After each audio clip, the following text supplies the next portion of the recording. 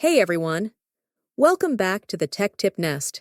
In today's video, I'm going to show you how to make your Twitter, or X, account private. If you want to control who can see your profile, tweets, and media, stay tuned. I'll walk you through it step by step. Let's get started. First, open the Twitter app on your device and make sure you're logged in to your account. Once you're logged in, go to your home page by tapping the home icon at the bottom.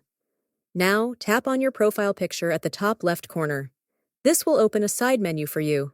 In the side menu, scroll down until you see Settings and Support. Tap on it to expand the options, and then select Settings and Privacy. Next, in the Settings menu, find the option that says Privacy and Safety and open it.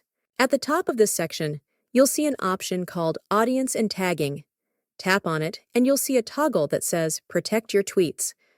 Right below that, it explains that only people who follow you will be able to see your tweets and profile. Now, all you have to do is enable this option by toggling it on.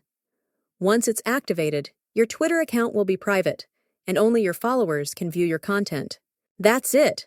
Now your Twitter profile is private, and you can control who sees your posts, tweets, and media.